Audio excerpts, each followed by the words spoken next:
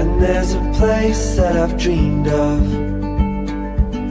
where I can free my mind. I hear the sounds of the season and lose all sense of time. Feels like we're in a dream, you know what I mean. Right there, Camp McIntosh.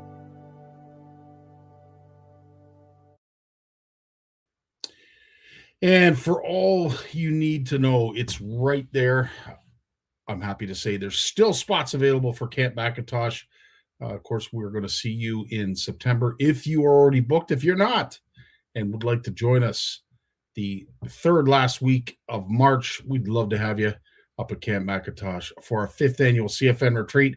Get a hold of Andre, get a hold of Tracy. There's the website, there's the email, and there's the phone number. Love to have you a part of it.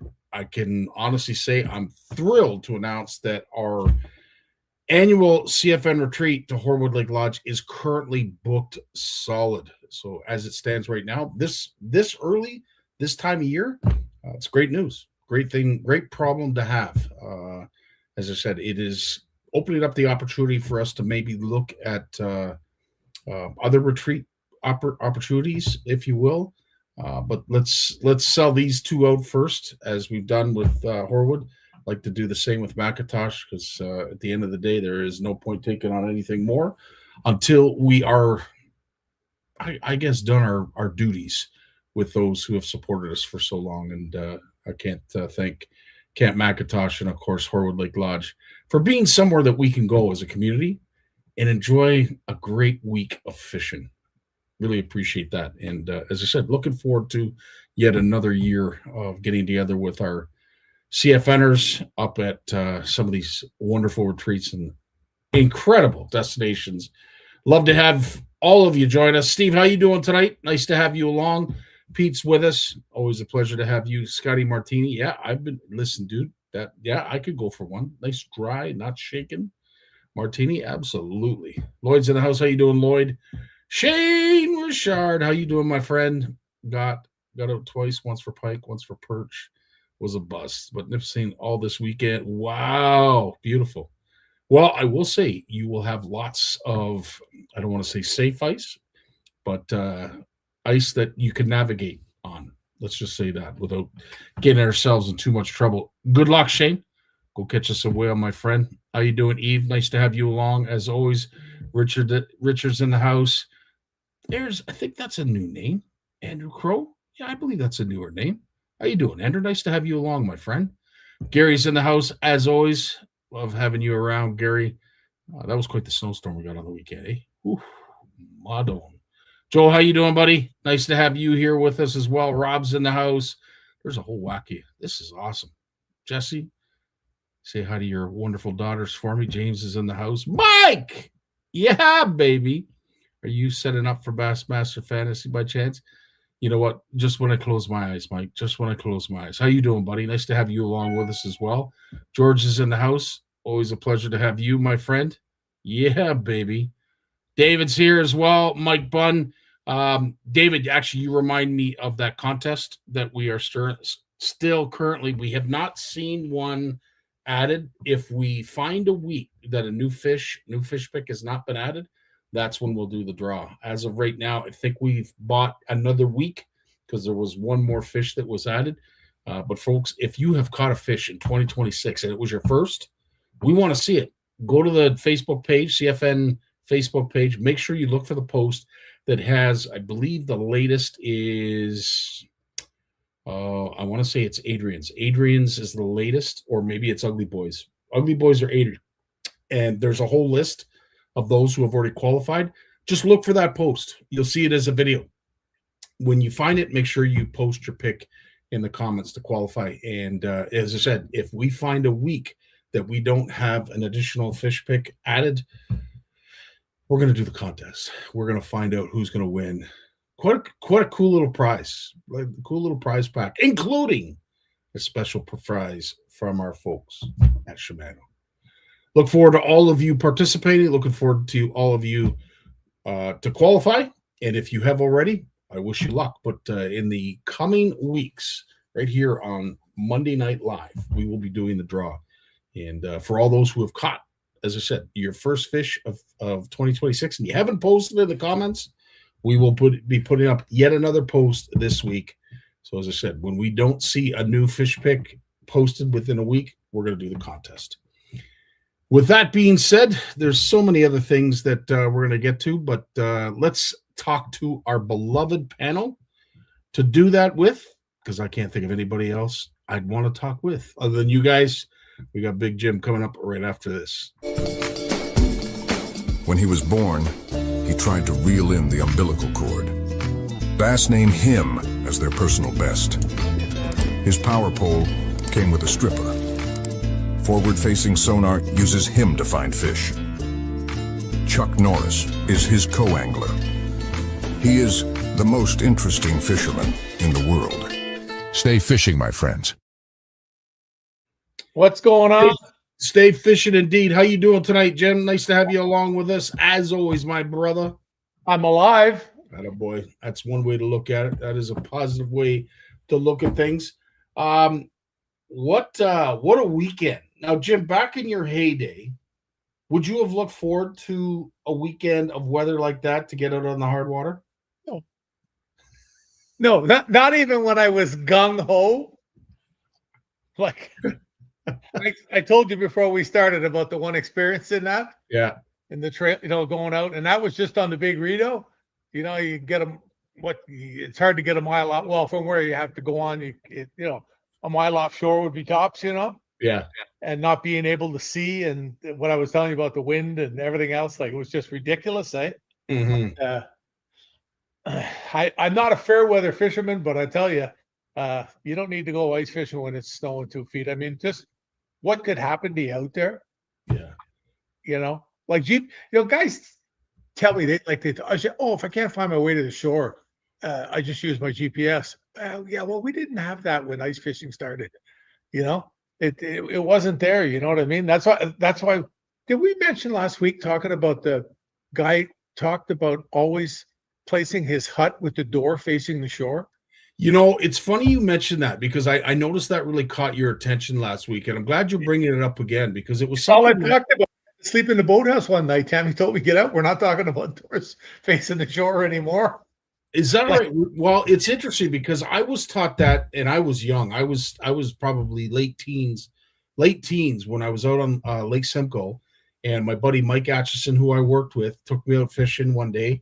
Met up there, a nice, cold, brisk, hard, ice-making type of day, and all of a sudden a snow squall kind of kicked up. And you could tell it was meandering back and forth on the lake. And I said, you ever worry about whiteouts out here? He says, yeah. Oh, yeah. I said, okay, well, what are we going to do if in case one of these come through? Like, how are we going to get back? He said, Scotty, the door is always facing the shore. As long as you put your back up against the wall of the wall that has the door, just keep walking ahead of you, look behind, make sure your footsteps are going in a straight line, and hope for the best. And I was told once by a guy too, when you get in a situation like that, if there's two of you or more, that you walk ahead, you make sure it's a straight line, then the next person comes around you and you keep leapfrogging.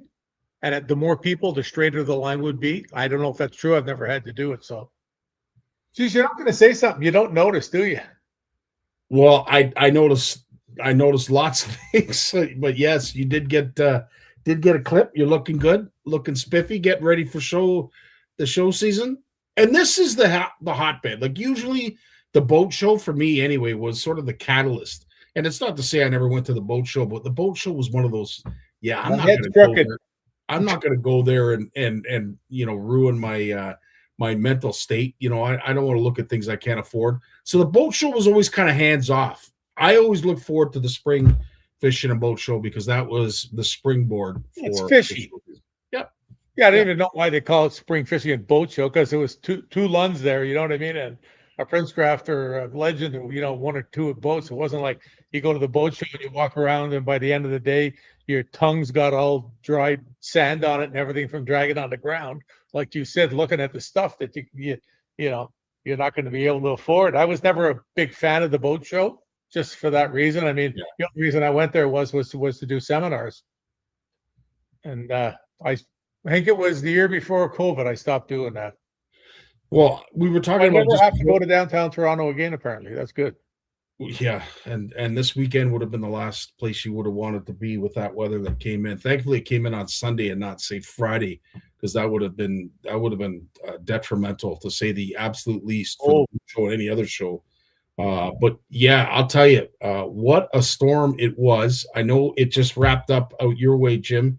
What was the grand total of centimeters that you ended I'll up sit with? on the weather thing that we got 40.5 centimeters here. Down toward the St. Lawrence, Gananoque, it was a little less. I noticed that during the night I got up there, and I looked on the radar, and there was these big dark blue blobs over me and 2 or 3 coming toward me. And that was where this dumped from. But like I said to you, we got 40 centimeters of snow. Tammy let the Springer out the back door this morning. She runs out in the backyard, and the snow is so fluffy and light. All you can see is a head running in the snow. And she was just white. Yeah. Yeah. She was a Snow White Springer, not a liver. Seriously, she was just white. That's hilarious. But now, Jim, you're prepping this time of year, right? For the shows, like, getting together all your presentations. Yeah, the stuff I'm going to do. Yep. Like my main focus in recent years has been the Ottawa show with the kids' pond and the seminars and everything. And I almost got it all together. I just need the people at the show to fill in a couple of blank spots for when they bring up the MNR guy with the fat raccoon for the kids to rub. And what did they bring? They had a dog there last year or something. Did they bring They had that. They had bats. I think they had a bat. They had a falcon. There were some really cool things that the MNR. I just need them to fill in their couple of spots that they want. Yeah. And then we're good to go. I think I left them one on Saturday and there's 2 on Friday or something. And then I got to email it to all the people and say, hey, does this work for you? And since we chose to have such a big muskie influence this year, I'm trying not to have 3 muskie seminars in a row, from different people, trying to break them up somehow with something else in between them. So, but if you muskie fish, you want to be there. And I'm still, working on getting my buddy, who you don't hear much from, to come down on the Saturday and just sit there for 45 minutes and reminisce with me about muskie fishing. He caught some giant fish last year, right? Like he caught fish last year. He has one that's in a Frable cradle, and it's 60 1/4 inches. Jeez. And there's no ifs, ands, ors, or buts. It's laying in a Frable cradle. And it's 1/4 inch over the last mark. Wow. Only thing it didn't have was it wasn't heavy. Wow. If it was built like you or me, it would have been a world record. Wow. That's a big fish. Yeah. He caught several last year in the high 50s. Incredible. 58. He had a 50. I think he had a 59.5 too. Mm-hmm. And like this is a guy that's caught, I don't know, 20,000 muskies in his life, maybe more. And for him to get bent out of shape, you know there's something going on. He's picked up on something new. And the one thing that he mentioned to me too was that all these fish that he's catching, none of them have a hook mark in them. Really? Yeah. All these giants, not one of them had a mark. Wow. So nobody's accessed them. They're wherever they live, wherever they hang, they chill, whatever it is he's figured out. And it's in the same water. Like he hasn't gone to a new area or anything like that. There's just something that he's doing that's appealing. And like he said, he said, I've caught giant fish with hook marks in their mouth in the Rideau and the Ottawa. Mm-hmm. But I've been with him in the boat, and you'll check the fish's mouths for marks, and you can see the scars. Mm-hmm. Sometimes you got to look pretty hard to see them. Mm-hmm. But they're there, and some giant fish too. The one we got there the last time that I fished with Mark, it was almost 57 inches, and it had a couple of marks on opposite sides of its mouth. That doesn't mean it was caught twice; just means that it had been caught. Yeah, the looks of it, they were pretty. On one side, it was a pretty serious scar, healed perfectly. No effect on the fish, no worse than you getting a 10-stitch cut. Whatever. Mm-hmm. Healed up perfectly. Yeah, but he's got really onto it. So the interest in muskie fishing in the Ottawa area is monstrous. because it's like, I mean, it's right between the St. Lawrence, the Rito's in between, and then the Ottawa River. I mean, like, it's Eastern Ontario is almost like a muskie mecca when it comes down to it, you know. You know, you've got the rivers for smaller, lots of fish, and still 50-inch plus fish. And then you know the smaller rivers, and then you've got the St. Lawrence and the Ottawa, where any given day you could catch a world record fish. And that's just it, right? Like the number of species, the quality of fish of those species that you're exposed to, and if you know the area, you've fished the area, you've caught a tank yourself, you know exactly what we're talking about. And yeah, the St. Lawrence is just that whole delta where all of those rivers and all those bodies of water meet. Yeah, it is quite something, and not unheard of to haul out a trophy size fish. Yeah, Wow. no, there's lots of them there. There's when you look at the other fish that are available too, I mean, if you came in and told me you went in the Ottawa River and you caught a 15-pound walleye and a 45-pound muskie, I'd say, oh, that's cool. But think about that. It's not only possible, like it could happen right now. It happens. Every year I talk to people, and the people that are doing this they're not on social media. They don't want to talk about it because everybody knows what happens. When you go on social media and you post, I just caught a 11.5-inch bluegill in, Big Rock Lake next weekend. You've heard me say it before. Social media is probably the individual worst thing that ever happened to sport fishing. It's interesting you mentioned that. In Lawrence's article, Bluefish Canada News, they talk about that in trying to look for likes, fishing for likes, unfortunately has put our fish a little bit at risk when it comes to handling. And it's not going to change. Like, it's not going to get any better. It's like everything else we talk about. People are protesting this, protesting that. Do you see anything changing? Nope. It's not. It's what it is. Things just do their thing. Yeah. It's And the other thing that I'm seeing too on social media, and maybe it's just because we have cameras in our pockets. Everybody has a camera now, but the number of, as they say, Karens on the shoreline that take. Did you see the one I sent you? Which one? Like the lady yelling the profanities at the duck hunters? Yes, the duck hunters was the latest. She's off the deep end. She should be locked up. And then she says to him about, this is public land. And he goes, what? Exactly. I'm here hunting ducks legally. She's throwing rocks at the decoys. And he says, those aren't real. They're plastic. And she goes, but how many F-bombs does she drop at him? 50? Quite a few. Yeah, quite a few. But this is the thing. Like, the point was, it seems like more of these people, if you will, are starting to show up, so, especially on social media. I don't know if it's just because of the number of cameras / phones that we got running they're all there. You just see them now.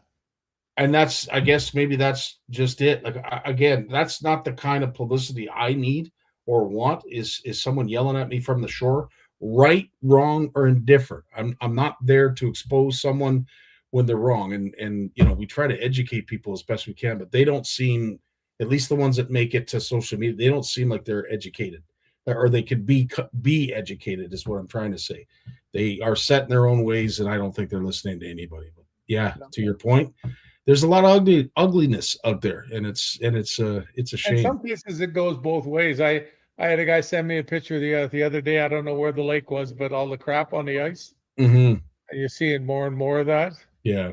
And then I got another thing here. A guy sent me a picture of a guy, and they're in their laneway. They got 3 vehicles, and they've got a 5-gallon pail of oil. They just changed it, and he lives across the street from him. And the guy walks down his lane to the curb and pours it down the storm drain. Yeah. Fortunately, this thing happened in the summer.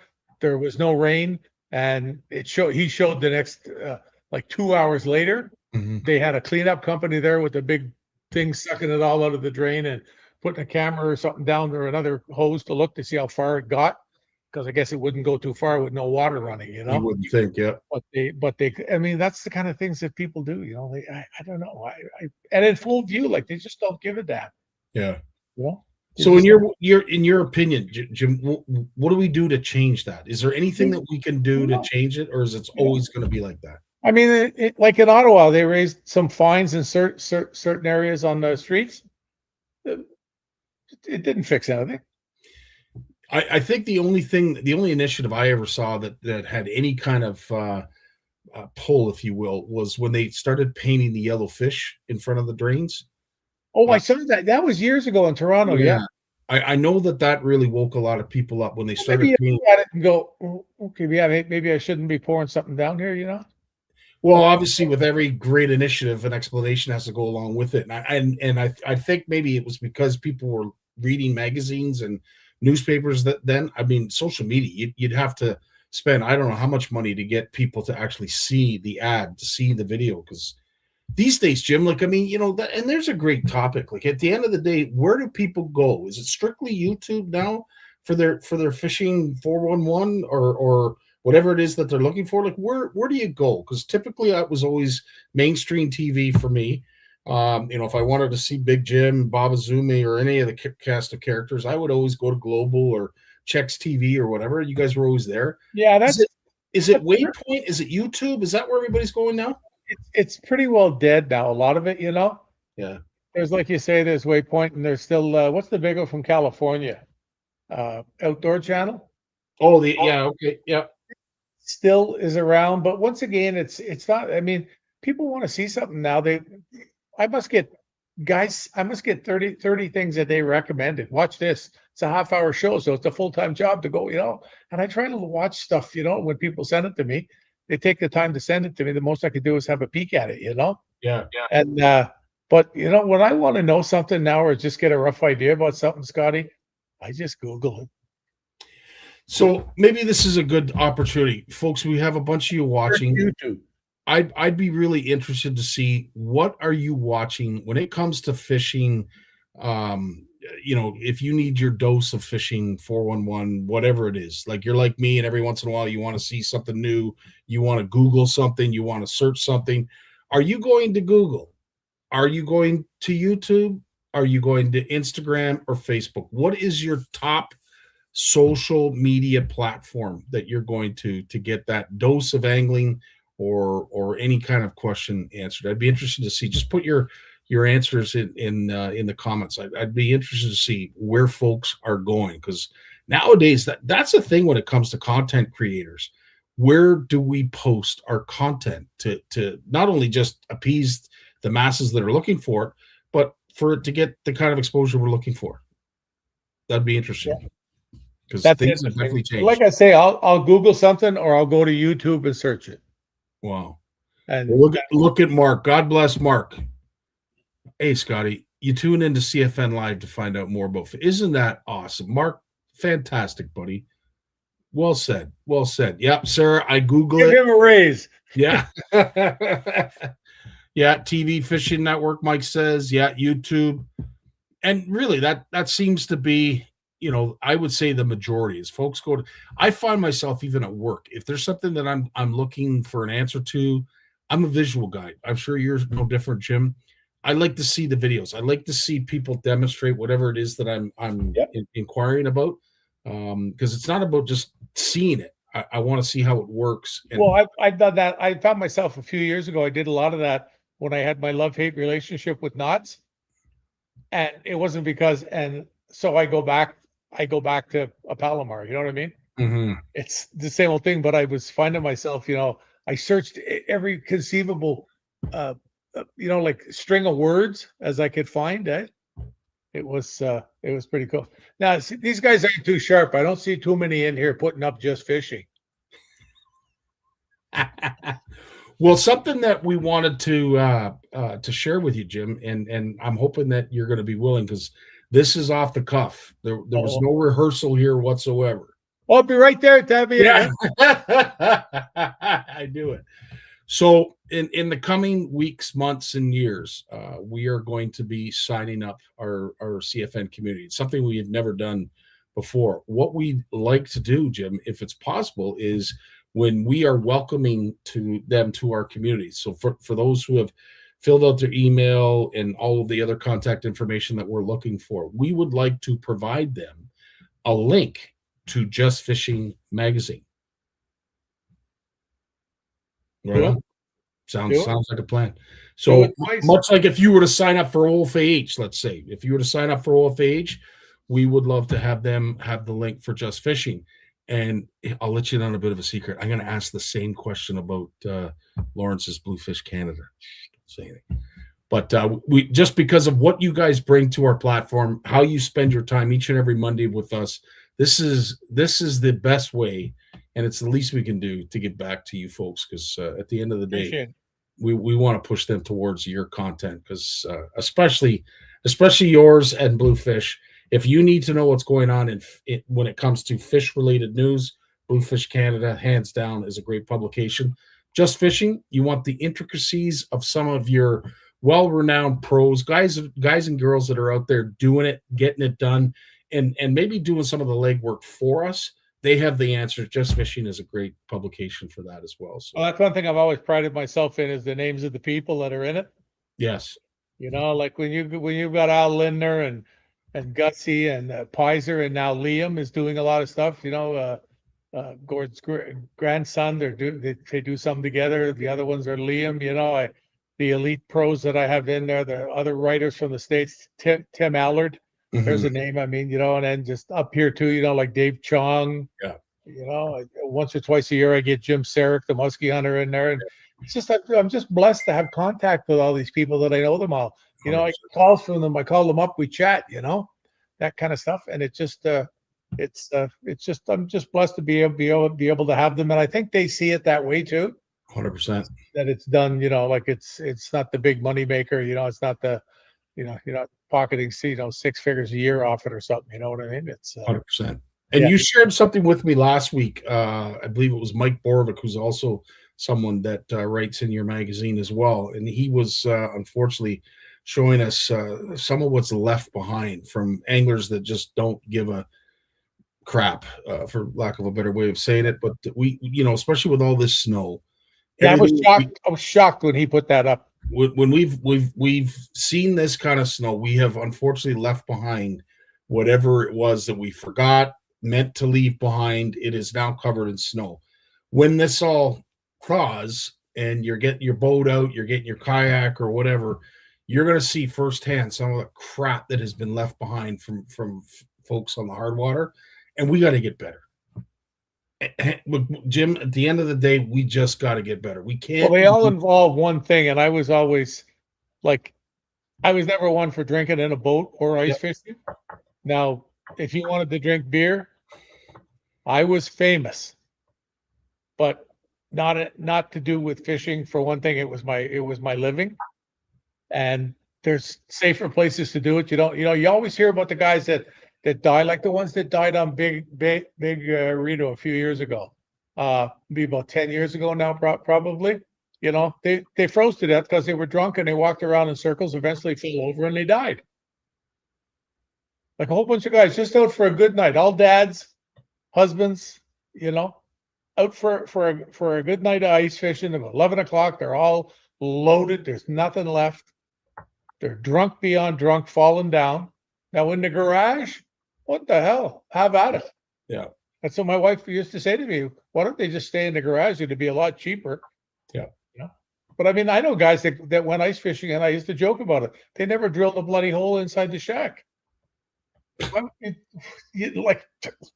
don't know. We've all done stupid things, but yeah, but forgetting to drill a hole when you're going out ice fishing, that's not dumb. That's just like you said, what's the point of going ice fishing? It's much easier. Yeah. I don't know, but anyways, whenever I see these giant piles of junk, they all have one thing in common: is there's empty beer cans. Wow. Yeah. I mean, you look at all those ones Mike showed the other day, you could tell it was different groups, different brands of beer. They brought out a 24 beer or whatever they brought out. Yeah. I noticed there was one that a guy showed the other day, and it had 2 what I presume to be whiskey bottles, gold labels on a clear bottle. Mm-hmm. I couldn't make out a name or anything, but I thought to myself, so say there's 4 guys out there and they consumed, like 80 ounces of whiskey. They shouldn't be on the ice. They shouldn't even be in the garage. They'd probably get hurt. True enough. But yeah, it's gonna change, Scotty. No, it's true, and we were young once and did stupid things. But to your point, we learned pretty quickly because I did. Wow. Once I least got you're all the stitches picked out and whatever least else you're and honest. healed up, that's it. I want to say too, back then it was a little bit more understandable. I think it went hand in hand. I remember at the cottage as a young kid, we were drinking hot chocolate and the parents were all happy as long as we were happy. But you just knew there was a bottle being passed around because you could smell it in the air. It was stronger than any of the smells that I was giving out. I'll tell you that. But anyway, needless to say, it was probably a little bit more accepted back then. Now, of course, all of that is frowned upon because we've figured out that some people can handle it and some people can't. And those who can't should never have taken a drop. But No, who am I to judge? that's when you see the garbage, and like I told you about that guy Yeah. pouring the oil down the sewer, and the guy like I don't know. People just do things that we don't have to do. That's completely within your control not to do it. 100%. You know. 100%. Well, Jim, I do know that you've got a busy week upcoming. I know there's lots of discussions, lots of phone calls. I know you're feverishly getting stuff together for the kids' pond. Anything else that you're working on this week? Me. Next Working question. on not having to read the want ads. Yeah. I don't even know what to say to that, but how are the want ads? Are they full of wants? I believe Full of wants and no ads? shortly. Yeah. Shortly. Yeah. Well, We decided to put Tammy's car up for sale, eh? yes, you were saying. Because she's not going to drive it again. It's all her. So it's all safety and everything. It's sitting out there in 16 feet of snow on top of it. So we eventually got it up for sale now. First person I get a contact from a dealership. I won't say where or what or whatever, right? And I'm talking to the guy, like he gets me through the way to phone with messages or on the phone. I don't know what it is, but he phoned me anyway. And he says, hope you don't mind. He asked me first, do you mind if I contact you? I thought, yeah, that was cool. I said, yeah, no problem. That's what it's up there for. And we got it listed at 16.9 on the advice of my buddy Bruce, who I dealt with through GM for 30 years. And he said, it's a 2018 Equinox. It's in mint condition. It's got 2 sets of wheels and tires. It's only got 106,000 kilometers on it. And it just got safety. The brakes are all redone. The oil was changed, everything. It's good to go. And he said, start there. And, 16.9, somebody wants it. Even if you knock it down to 15, you'll get, because that was where I wanted to go. Mhm. So, 14 and a half, 15, I figured we'd like to get for it for sure. And this guy offered me $8,000 for it. Dealership. A dealership, yeah.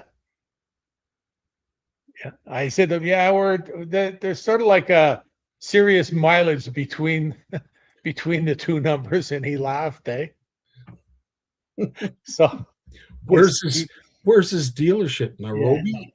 along the 401. But anyways, he says to me, he says, well, if you change your mind, I said, I don't think that's going to be happening. I appreciate your call and whatever, right? And he said, if you don't mind me asking, where were you thinking of going? What I said, if you want to send the guy over with the sales agreement and the check, 14.5, I'd make a deal with you right today. In fact, I said, I'll drive it to you. And he said, oh, no need to do that. We'll pick it up. And I said, well, I'm not taking a check and giving you my car. Because what happens when the check don't go through? And he says to me, oh, it'll be from the dealership. And I said, how do I know that? I said, do you watch the news? I said, I'm not going to be the senior that gets scammed on that. I said, I'm still sharp enough for that, eh? And he said, I never thought of that. Yeah. That's what he said to me when I was talking to him. I never thought of that, eh? Yeah, So I signed the thing, give him the car. It's his. Then the check bounces. Then if I want to get, you could follow the car, but did he go, where did the car go? But I don't think you'd be doing that for a car that's worth 15 grand. So, but you would hope people not. have done worse. No kidding. And stupider. So, well, let's hope it goes quickly. I've got about a half of I'm sitting here, my phone's sitting there, and I can see the messages coming. So I know that's what it is, because everybody's home, had dinner now that one's looking for a car, and they're looking. So hopefully we get rid of that quick. Right on. Well, let's hope so, Jim. I'll have money to buy some tackle. If I ever bought fish and stuff and came in the door with it, she'd kill me. Yeah. I'm not gonna argue. I still there. got probably 40 boxes in the garage. I had no idea what's in. So. Right on. Well, listen, pal, I want to wish you a great week. It's Appreciate nice it, buddy. to have you along with us every Monday.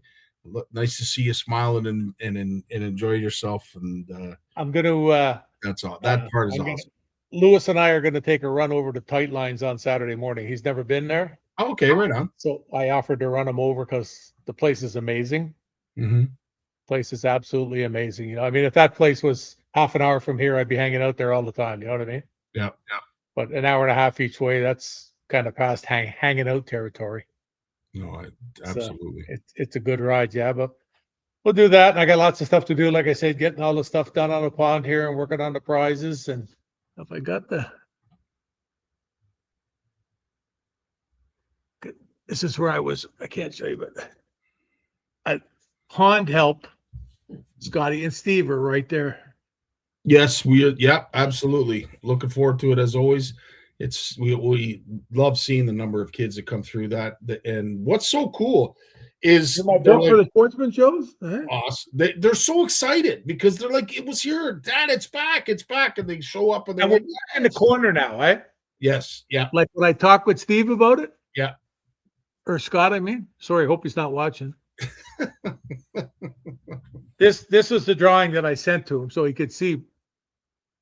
Yeah. We're back right here. Yeah, and that's exactly where you are. Right here.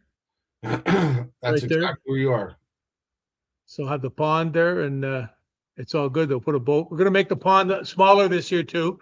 Instead of it being 20 feet long, it's going to be 16. Okay. Because just for the kids, I wanted to make it maybe 12, but he said, I guess the way all the boards and everything lays out and the plastic and whatever, he said, we'll leave it at 16, you know?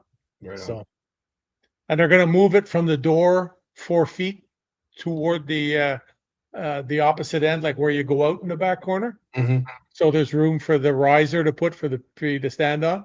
Right. Won't be in the way of the fire thing, which I thought might be a problem, but it never was. So yeah. Looking forward to it, Jim. As always, buddy. No we end. Will be in touch. You have yourself a great evening and a great rest of the week. We'll be in Anybody touch. goes out on the ice, please be safe. Amen, brother. And I drove down, got gas this morning here while the guy had the big backhoe here cleaning the laneway in the backyard for the septic or for the propane guy and everything. And I drove down and I noticed the Gananoque River had some spots that were open two days ago, and they were just black spots. You know, you could see them. And now with the snow and a little bit cooler temperatures, it's probably got skim ice and it's supporting the snow. So if you look at that river now, you'd get there and you'd look at it and go, oh, look at that. It's good to go. But there's ice there that's literally probably half an inch underneath all that snow sitting there. I'm sure by tomorrow or the day after it'll fall through again. Because it's not really cold. It's like minus 16 or something. So great reminder. Yeah. Be careful. Definitely what my worry when I see this much snow. It covers everything up. Yeah, the water's going to be coming soon up on top from the edge too, eh? Absolutely. Yeah. Well, listen, pal, you stay safe, stay warm, and always. We will talk soon. You take care. Be good, kiddies. We got Lawrence coming up right after a word from our sponsor.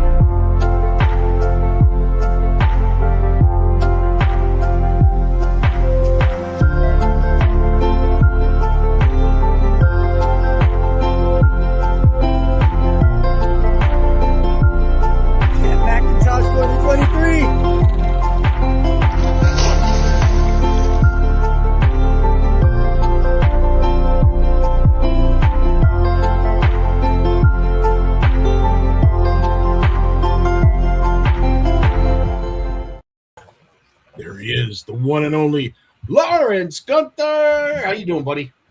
I'm doing well, buddy. How are you? Oh, living the dream, as they say, living the dream. Listen, I had the pleasure. We talked a lot about it last week. The latest edition to Bluefish Canada News, and as I mentioned it to Jim and the outset of your segment, I'd like to also offer this. When we go to basically building our membership, enrolling, having those that are CFNers actually apply and become members, proper members that we've never had before, we would like to include a link that would take them right to Bluefish Canada News, so that they would have some in the know, Yeah. fishing related 411. So we'd love to have your segment and your content available to our members as well, my friend. That sounds cool. Yeah, appreciate that. It's good. Get the news out there, right? The more, the better. More people know what's going on. This is it. At the end of the day, I think a lot of folks, that are CFNers, and we've listened to others that want to become CFNers. Like, how do I join? And we've never really had a formal process. And we wanted to do something that was formal, yet didn't cost anything. And it legitimized your participation within the community. So we're going to do that. And we're lucky to have quite a few vendors from our Made in Canada that are very interested in becoming part of it as well, so that some of our community gets some really cool deals from some Made in Canada tackle vendors. But I digress. Needless to say, we've got Just Fishing with Big Jim McLaughlin, of course, Bluefish Canada News. These are two great links that we're going to be offering up to our CFNers so that you remain in the know. And it makes it a little bit more interesting, so that segments like this, where Lawrence and I are going to spend a little time talking about the news in Bluefish Canada, you can follow along, and you are a little bit educated, just like we are. There you go. Well spoken, my friend. Well spoken. Dude, I've learned from the best. Lawrence, I have to say, we did touch on the latest news from Bluefish Canada, as we mentioned last week. There was one article that we didn't touch on that I'd like to talk about, because it's in the news right now. We're always talking about, critical minerals and, the Ring of Fire and everything that's associated with that. I think this would be a great opportunity for anybody who's not familiar with the mining. And we don't have to get into the great details of it, but when we talk about mining critical minerals, what does that look like in relation to our freshwater and our fisheries that surround the areas that are being mined? Well, there's the mining is the digging down and finding what you're looking for and bringing it up. And that's, unless it's a strip mine where you just take a big plow and start digging down like a strip mine, right? Like they do with the tar sands. But normally for the rare earth minerals, gold, silver, other things like that, they dig down. They dig down, then they bring up chunks of rock, and it's got the minerals inside that they're looking for, or this precious stones, and they have to get it out. And you can do it mechanically with grinders and sort of bust it up and try to pull it out that way. You might damage the chunks of metal or whatever you're after, break them up at the same time. The other way is they find is more efficient just to dissolve the rock with really toxic acids. And then they can separate just by centrifuge or whatever. They can centrifuge the minerals they're looking for out of the slurry. But then what do you do with all the leftover sludge and acid that that's left over from the process? You might be able to use it, I don't know, maybe a couple times, who knows? But then you got to get rid of it and start with a fresh batch. So they get permits from the federal government to take a lake that's not connected to a watershed directly with rivers, and dump it in that lake, right? So that lake becomes purple or blue or orange or yellow or whatever color it's going to become.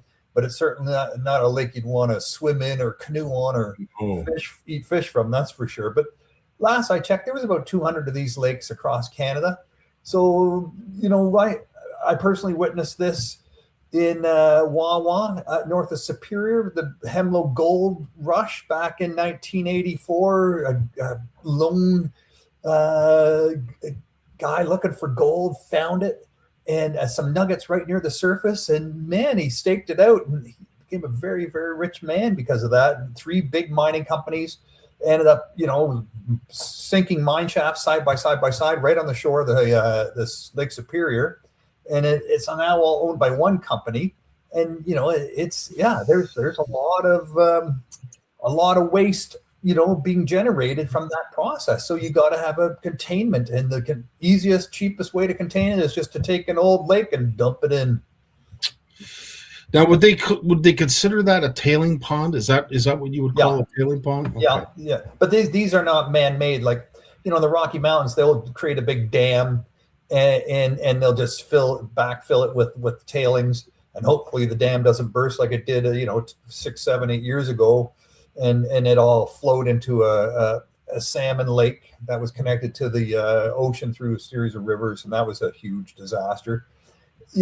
Or they just scrape out a big scoop of earth and make some dam all around it. They make a big pond and just fill that up like they do on the shore of the Athabasca River in Fort McMurray. And now they're talking about, okay, what are we going to do with all this now? We've got and they're looking to get permits where they're going to release it into the Athabasca River, which flows north into Lake Athabasca, and then north out of there into the Mackenzie River, and up through the Mackenzie Delta and into the Arctic Ocean. So, will it be the pure crap that's in those ponds? Hopefully not, because I talk to guys who work there. They have to put on waders to go in there if their equipment gets stuck or something gets stuck in one of those ponds. They can't go in. They can't let bare skin touch it. Ducks land on it, they die. So they have big cannons all around the lakes shooting off cannon sounds to keep the ducks away after thousands of ducks died one spring. So, it's toxic stuff. So they'll have to find some way to make it less toxic before they dump it into the river. But they have no choice because they're running out of room, right? I think, when you're doing mining, very specific mining and extraction, you don't need as much space, maybe. We're not talking lakes the size of Winnipeg or anything like that, but it's a lake. It's confined in, and what happens to it over time? Nothing. It just stays a toxic lake. All the toxins eventually, I guess, settle to the bottom and maybe get covered with silt. But anyone that ever would go in there, 50 years later, stirs up the silt. They're stirring up all that toxin again. It's not something you'd want to do. Well, this is the thing, and I'd like to think that this could be an explosive topic. I'm all for prosperity, if it makes sense. But if we are just dumping chemicals aimlessly into a pond that is not spring fed and doesn't have any outflow either way, that's how we're choosing these tailing ponds. Can I be so bold as to say that we might want to dig a little deeper and trying to find a less natural pond? Does that make sense? At the end of the day, should we not be lining the beds of these ponds with concrete so that it's not impervious, or it becomes impervious for chemicals to travel through into the water column and the underground water system? Like, I don't know. I'm just spitballing here, but I think in the case of the Ring of Fire up in northwestern Ontario, that's all Canadian Shield, right? So many of those lakes are scrapes or pots. Scrapes are made when the glaciers just scraped over the ice, and they're very shallow lakes. They wouldn't pick something like that. You'd look at more of the pot lakes where where the glacier sat and everything went around it, and then it melted and there was a big hole left in the ground, and it's surrounded by rock. So whether you dig your own hole or just use a hole that's already there, it's going to be the same thing anyways. And if you lined it with plastic, that's not going to last anyways, right? None of that's going to last. I think one of the sadder sites I saw was on the Lake Athabasca, near the Gunther mine site. That was one of the largest uranium mines up until the 1980s when it was finally closed.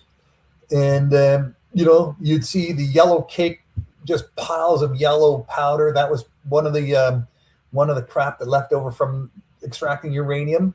And it would just it was just sitting on the ground, just blowing away into the bush. And it was highly radioactive.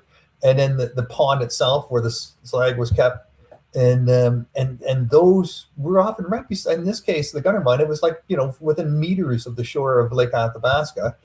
And if you went into the bay there with your fishing boat, the first thing you see is a sign on the shore just saying, no swimming, no fishing, and no swimming, because if kids stir up the bottom, they stir up all that highly radioactive silt that's lying in the bottom of the lake, and no fishing because the fish go in there and they're rooting around and eating stuff that's been rooting around. And then I said, well, hang on, you're not allowed to catch fish in that bay, but the one next to it, you can go fishing. I mean, don't the fish move around, right?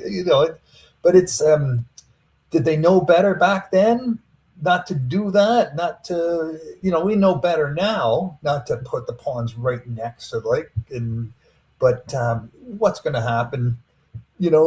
There's only so much you can do. And in the case of uranium, that's a $250,000 prospect, right? In terms of before that reaches half life.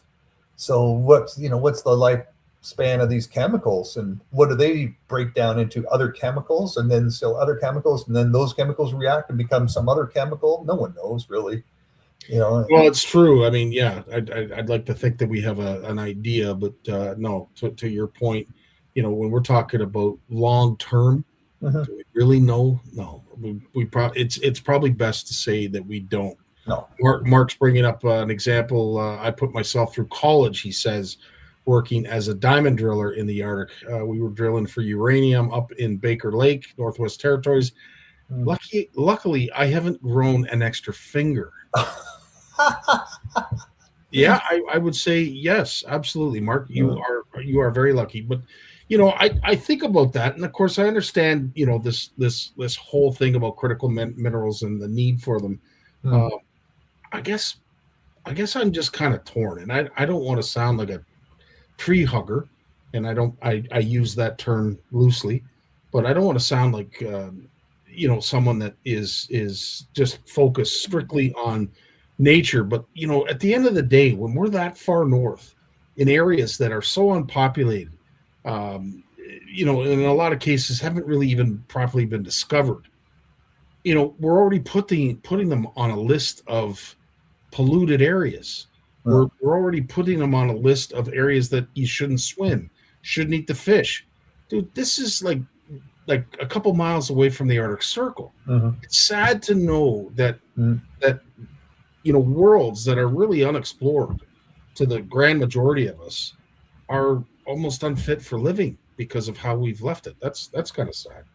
Yeah, I remember being at a conference up in Nunavut, or not Nunavut, in Nunavut. No, it was in Nunavut in the Northwest Territories, and we were talking about sustainability of communities. And when your mind shuts down, you got to think about what comes next. Otherwise, there's nothing.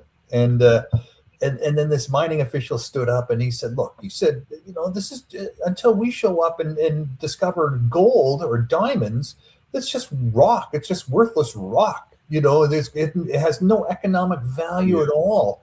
And then all of a sudden we come and find gold, and we find diamonds, and we're making prosperity for all of you folks and a future.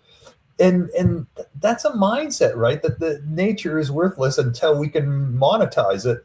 And it's something Canada's been very good at doing since we showed up, and started taking the cod and then the beaver and then all that. So it's a mindset.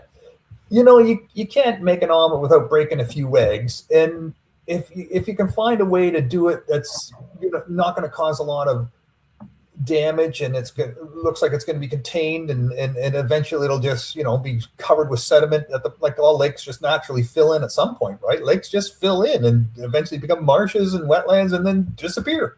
That's just the way it goes. So it'll be buried at some point. But then you think diamonds, like people are buying diamonds. They're buying man-made diamonds now, right? Diamonds that are made in laboratories now. They're more popular than diamonds dug out of the ground. So maybe we need to question ourselves what we're buying. Do we gold and diamonds and things like that, and it's precious stones, batteries? But batteries for electrifying the universe. It's part of the process. So they need those rare earth metals. Well, it's interesting because I remember, and I probably shouldn't say it too loud, but when I was ring shopping for my wife during our time of getting engaged, and we went to the jeweler, and unfortunately my wife, she worked at a jewelry shop, so she knows her stuff. And I got right away. I was one of those, buyers that heard zirconia, and I'm like, yeah, that sounds awesome, man. Let's get a zirconia. And then I saw the price. And I'm like, yeah, let's get in fact, let's get 2. Right? His been there, my friend. Been there, my friend. and of course I get this look from my wife. You're not gonna make me wear a zirconia. And I'm like, yeah, it sounds pretty bitchin'. Yeah, let's get a whole necklace of it, sweetie. A whole necklace. And you know what? We're gonna be able to afford a house. We're gonna be able to get a fishing boat. Yeah. And then I right away I'm like, yeah, fishing boat was probably not something I should have mentioned. Jeez. Anyway, so yeah. Oh my God. But diamonds have no value, right? They have no value. Like in terms of industrial blades and saws and chisels and things like that. That's a microcosm of the diamond, usage. The vast majority of diamonds end up in jewelry. And what actual use do they serve? And yet we're ready to dig and die and contaminate and destroy to get them and kill people, the blood diamonds out of Africa. It's just bananas, But if Joe's still listening, Joe Vitani's still listening, he'll appreciate this, because back in the day when you got a diamond blade concrete saw blade, like a replacement, and it was a diamond blade, like you felt like the company had just bought another company. Like, I mean, it was a big deal. Yeah. How expensive those diamond blades were back in the day. In fact, to the point where they would recoat them. They would actually take them away and recoat them, because we can't afford a brand new diamond blade. We'll get them resurfaced, but we're never going to get you a brand new one. Well, to your point, the price of those things, with everything else going up around it, diamond blade replacement blades for concrete saws has actually come down in price. So you're bang on. Like, I mean, diamonds don't necessarily have the prestige, or at least the wealth associated with it like they used to. Well, and if the fashion decided that diamonds are no longer popular and they decided to go to everyone wanted a different type of stone, what would you do with these diamonds that you have in your jewelry collection? Would be worthless, absolutely worthless, because you can't sell them to the guy who builds the blades, the diamond blades. They have enough diamonds. They're not short of diamonds, and they're all manufactured diamonds anyways, right? It's just building the blades and doing it and all that stuff, but. Yeah, very cool. Yeah. So also, you did take a trip, from what you were saying just before we went live, to the boat show this year, and I really want to hear your take. There's a few things that I do want to ask in regards to, what boats folks were looking at, but all in all, you went there during the week, right? It was a weekday. Yeah. Before I get to that, I'll just mention quickly, because you mentioned the news, so before I forget. The Bluefish news had come out last Thursday. It was it's called Chemical Spills and Fish Kills. And we just told that story we talked about last Monday about the Ottawa River, right? And we got a few comments back on that. But mainly, I also brought it up at the St. Lawrence River Fish Health Subcommittee that I chair for the River Institute. And then we said, you know what? I said, what we really need is some sort of protocol. If we find a chemical spill or a fish kill, what do we do, and who does what? And so we agreed that our working group would work on that this summer. And I've already contacted a guy who developed a whole process for 100 countries around the world that don't have a lot of resources. And they said, okay, this is the process you're going to take. So we're going to have him on as a guest, make a Bluefish Radio episode of that, and hopefully come up with a protocol for anglers. A little. Here's a list of things to do and people to call and so that's I think that could be an interesting little outcome from that. Definitely, absolutely. If it provides people a resource that is easily accessible, so that they can report things that are out of the sorts and out of the realm of normality. Absolutely, that's great. I'm glad that we're doing that. Good stuff.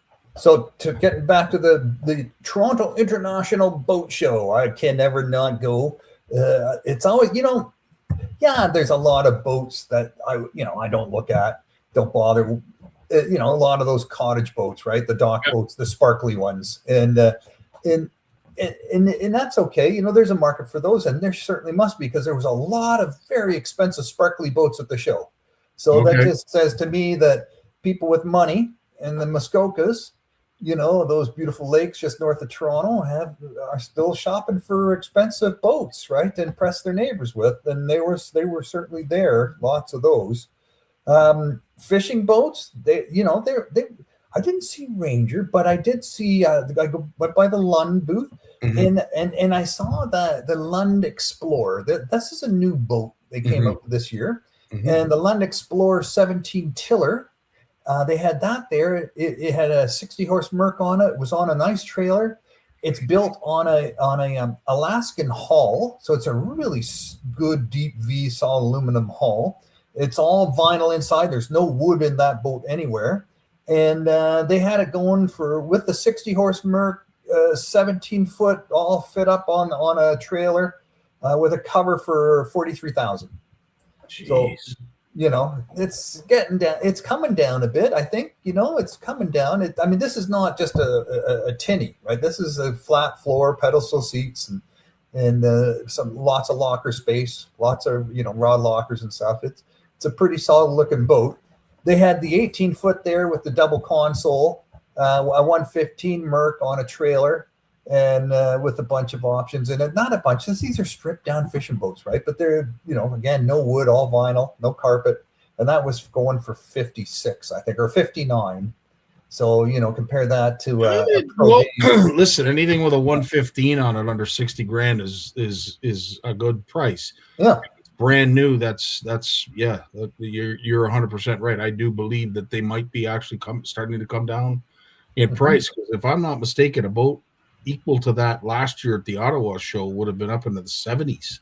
Oh yeah, like Legends were $70,000-$80,000, right, for an 18 foot with a windshield and a motor. $70,000-$80,000 for a Legend, for a low. These are Lunds, so you're getting a good name. Which in the end, you got it's going to be worth something in 10, 15, 20 years if you take care of it. Right. You think for 20 years, you're probably able to sell it for what you paid for it. 100%, exactly. Well, that's just it. I think a couple years back, you could sell whatever it was that you had for way more than you bought it, which is great for those who are reselling boats. Not very good for the new boat market. No. With that being said, was there anything that sort of caught your eye or caught the eye of a lot of the folks that visited the show?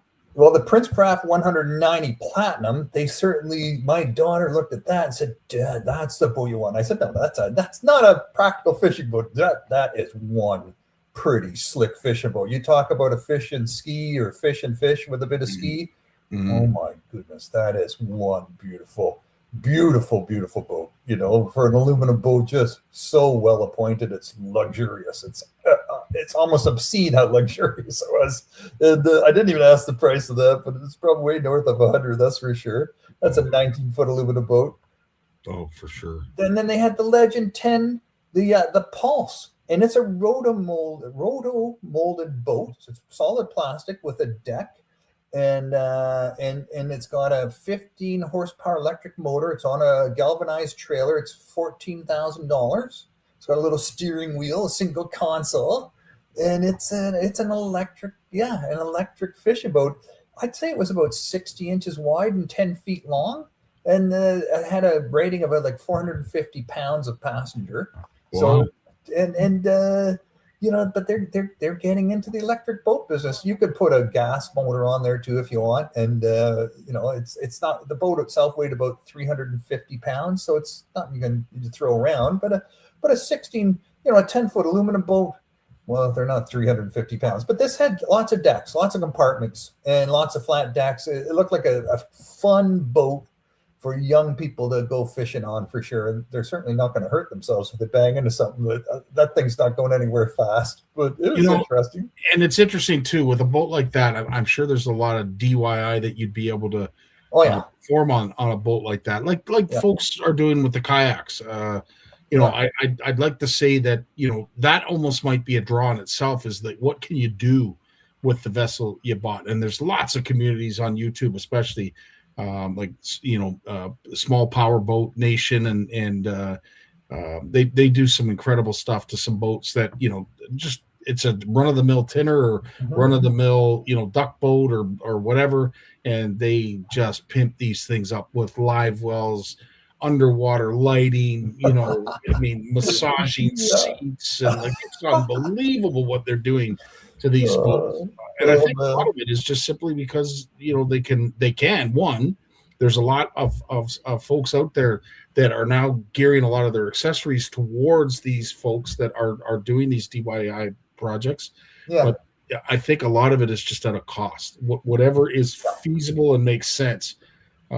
People can't invest the kind of money like they used to. At least the majority of the people I hang around with can't. Like a boat right now is a huge investment. Not to say it wasn't in the past, but it's a really big investment now. And especially with the interest rates are still high, right? Just, They had a Kingfisher, the Kingfisher came out with a 16-foot Warrior Sport. So that normally it was an 18. They had an 18. And now they brought it down to a 16 to make it a little more economical. I think it was going for 69 on a trailer with I think it was a 90 Merc on there or something for Yamaha. I can't remember it. But that's a very solid, beautiful trolling style boat. But they call it multi-species. It's got a front deck. It's got a back deck.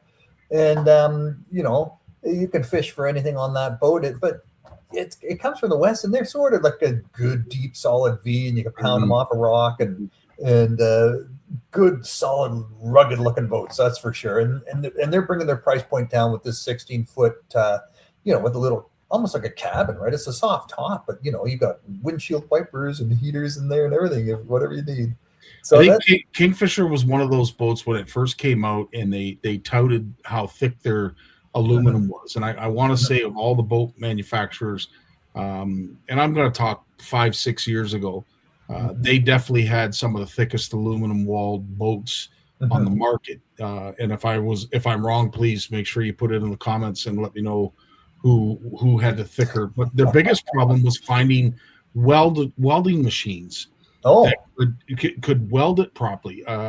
With it being that thick, unfortunately, the amount of time, the amount of heat, a lot of welding setups just aren't designed to weld aluminum that thick, because let's face it, aluminum welding is something that's not easy to begin with. It's an incredibly hard metal to weld, but when it's extra thick, obviously, I don't even know what goes into making a proper weld on aluminum. But needless to say, Kingfisher was having some issues, and I know they've rectified it recently, and they've always made great boats, in my opinion, but that was one of their biggest problems, that unfortunately the aluminum thickness was just too thick for them to have, critical welds, like good critical welds. So I'm glad when you heat up that aluminum, right, and the welds can crack, and that's the problem. They get these very hairline cracks, but water gets through, and it's just that's just it. But it's nice to see that they're still around and they're still producing solid boats. But what about kayaks? Were kayaks something that I'm getting bigger, not smaller, buddy, but there was lots of kayaks there and paddle boards especially. But the range, I wanted to mention the Kingfisher 32 DLX, and that's something that it's a pattern you see at the international boat shows, that they're catering to people with big wallets, right? So interesting. It's Toronto, downtown Toronto, the heart of Canada's money city. So you got the whole stock market, insurance sector. Those are some of the highest paid people in Canada. So they're looking for something to spend their bonus on. It's they want something really nice, and my God, it's big, beautiful, nice boats, lots of expensive boats. It's not a fair, it's not a flea market by any stretch of the imagination, but that 32 DLX Kingfisher, there's a beautiful boat inside and out, all fishing on the back and all comfort and coziness up front, and you can sleep on it, go out for a whole week go fishing if you want. It's that's awesome. Oh yeah. Mark's reminding me of the point that we were making about boat prices and where they're headed. In 2011, he bought a 16-foot Legend with a 30 horsepower 2-stroke with a trailer. Yeah. Had a Minn Kota trolling motor. I think it's a Minn Kota that you mentioned, Mark. And he bought that all for $8,000 taxes in 2011. Wow. 2011, $8,000 for a 16-foot Legend, 30 horsepower 2-stroke motor and trailer. That boat now is worth well over $20,000. And I would have to agree with you, Mark. That boat, you could probably sell it for $20,000.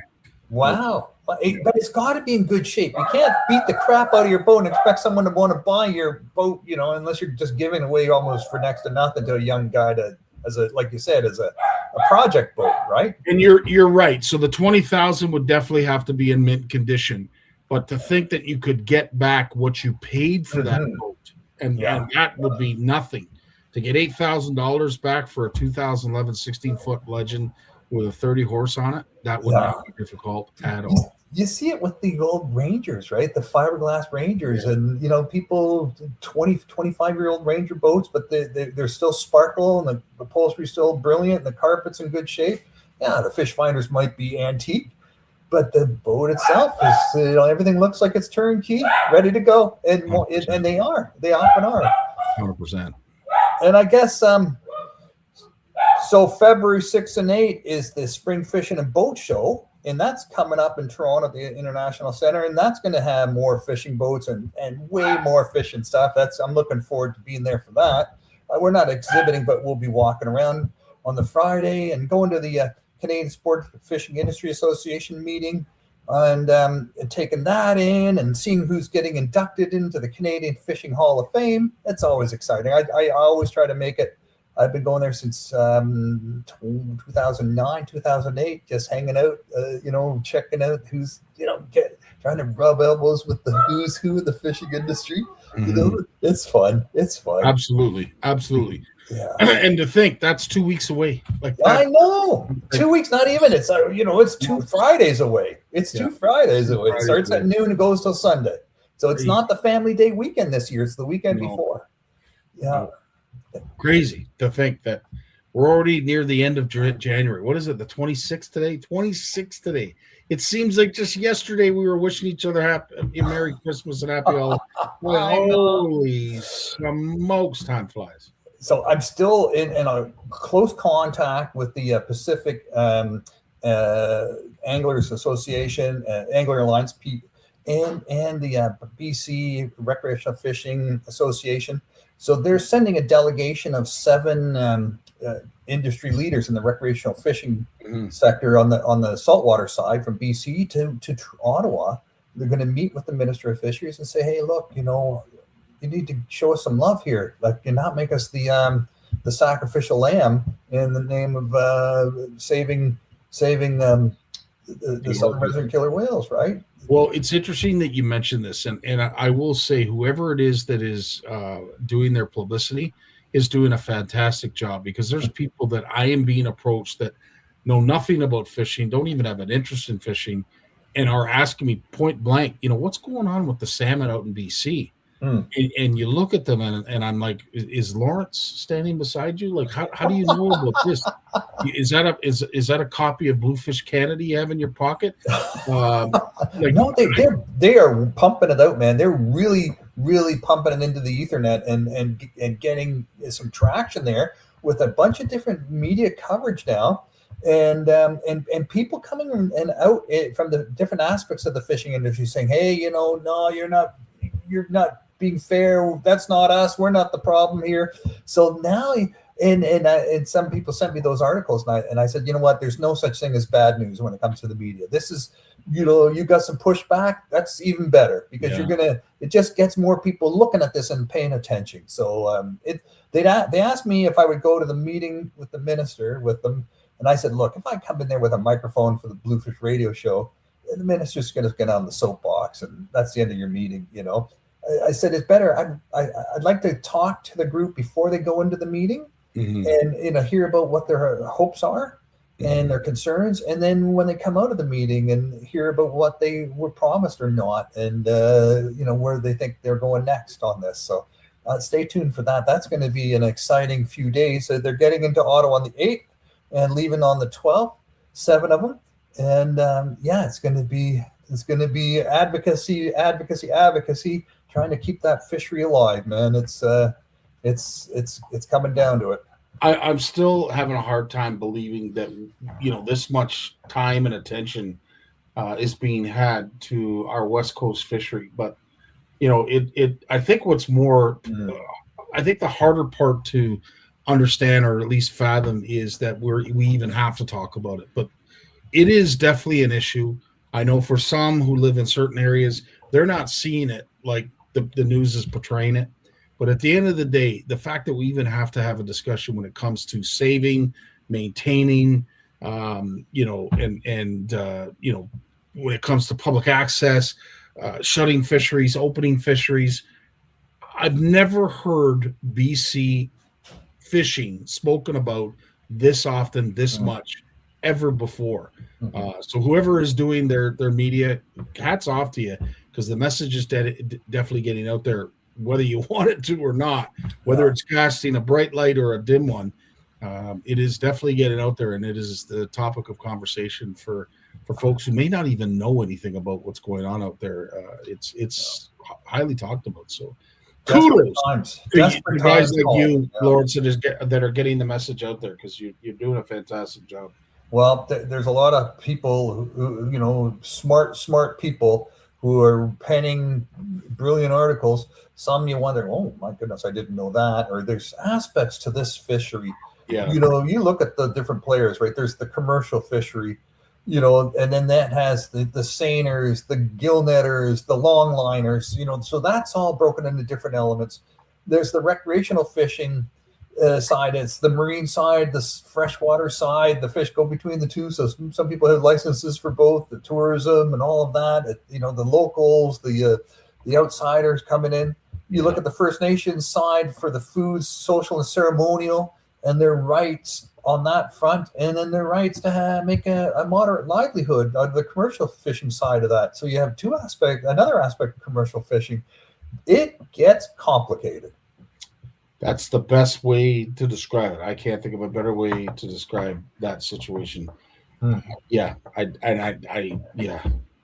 even know where to begin. And then throw in some desperate killer whales on top of all that. Well, this is just it, 100%. Yeah. Well, Lawrence, as always, my friend, our time seems to just fly by, as it always does. But we truly appreciate your insight. We look forward to another edition of Bluefish Canada News, because there's some great articles. And folks, if you haven't read the latest article, by all means, please head over or get in touch with our good buddy Lawrence. Yeah, he'll point you in the right direction. But needless to say, a lot of great articles in the latest news from Bluefish Canada. Thanks, buddy. Yep. You have yourself a great week, my friend, and we will see you next week. Sounds good. Right on, dude. We've got Jay Barnucz coming up right after a word from his sponsor. Take care, Lawrence. The fear of failure is failure itself. The world of science rewards the ones who are willing to try and fail. Because without the courage to embrace failure, ideas remain ideas. But with that courage to fail and to learn, ideas can change the world. There he is. Jay Barnucz. How you doing, my friend? Good, Scotty. How are you doing? Living the dream, as they say, bud. Living the dream. How much snow did you get down your way? Not as much as I think they said. So I'm going to say we got around another 15 centimeters, like nothing crazy, like enough so the kids were off school today. And so like everybody else, most of us in the South here, like the kids heard the night before as opposed to the morning of. My sister's away on vacation with my brother-in-law, and I drove, and you can appreciate this. So the whole town's like shutting down, but the rink's still open. So I was driving my nephew Jonathan to hockey. Now the game was canceled, so they didn't, because ice time is so precious. They said, well, we're still going to have practice even though the other team couldn't make it. So dude, it was like we're out in the minivan, and like there's snow up to the bottom of the van, and you're plowing through town just to get to the rink. Now Delhi's not that big. The rink's only literally, it's 2 kilometers. Anywhere in town is 2 kilometers. So, but yeah, like you just plow over to their house, pick them up. And so Jonathan, it was his practice, but Matthew, his older brother, who's Stephanie's age, helps coach, get some volunteer hours in. Good. So I drove both boys to the rink. Then an hour and a half later, picked both boys up, drove them home. Like it was, I'm gonna say it wasn't a good night to be out driving around last night. But I saw the pictures of what's happening in Toronto and those small side streets and add another 25 centimeters or more to what we got here. I'm glad that didn't happen to us. So well, you think about it, Jay. Like, I mean, back in the day, and I'm glad they brought this up on the news when I got home, but they were talking about the last time that the National Guard had to be called in and how much snow fell during that. Was sort of a black eye on some of us Canadians who, had to get the National Guard to clean your snow. It was something that was quite a dumping back in the day. And I'll be honest, we had a hard time figuring out where we're going to put stuff like that. But you think about how much snow they got then, which was 36 centimeters, I think it was, to 40, 50, upwards of 60 centimeters here in the Toronto area. Where do you put that much? And of course, everything's not like it was 20 years ago. Everything's built up. You've got postage stamp front lawns. You've got little areas of grass to put all this snow. I don't know where people are going to put it. And if God forbid we get another dumping like we just got, people are going to have to start getting creative and perhaps maybe they'll start shoving it down that sewer. Well, even reading stories, like there was a story online about this was a few days ago, and there was a woman, and she's like a morning show radio person. I think it might have been on 1010. I listen to a lot of 1010 in the morning, and she had said that. So she lives over on the Danforth or that area, and they have a small street, and it's one of those where you park on one side or you park on the other, depending on the week of the month.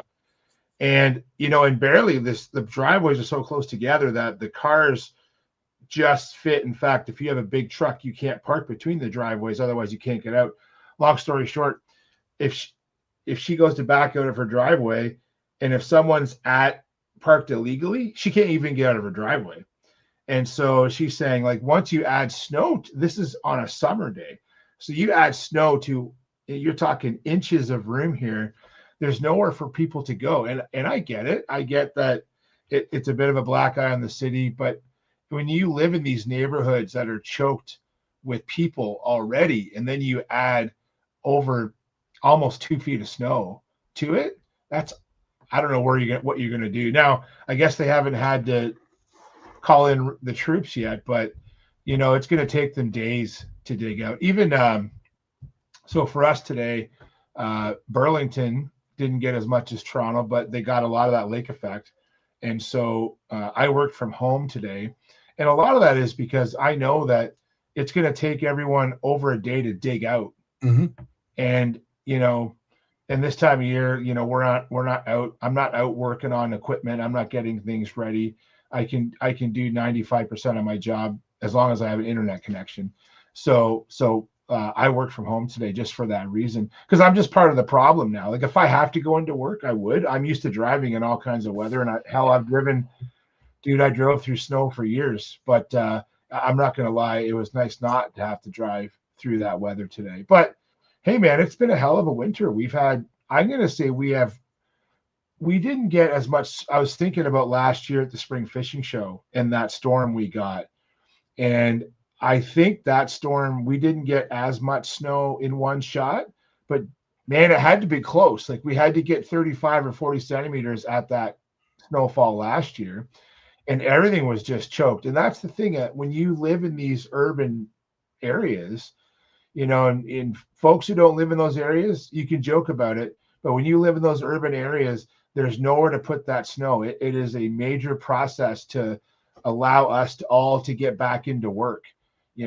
So it is what it is. Like, it is what it is. Yep, you're 100% right, George. Thanks so much for letting me. Yes, it is not the National Guard. That was the armed forces that came in and moved the snow. I appreciate that.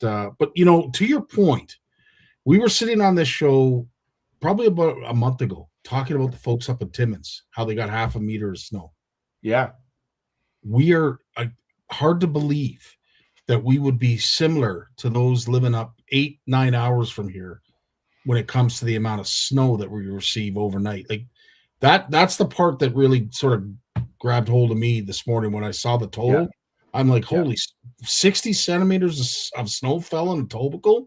Well, Like, think about that. Like, that's what they get up in Timmins in one dumping. Like, hard to believe, but to your point, yeah, we'll be digging out for almost like half a month of snow in not even one night, in about 6 hours. That's what happened last night, right? That's amazing. I think I read a stat that typically Toronto will see 80 centimeters in the month of January, and they got over almost 50 in most of that area.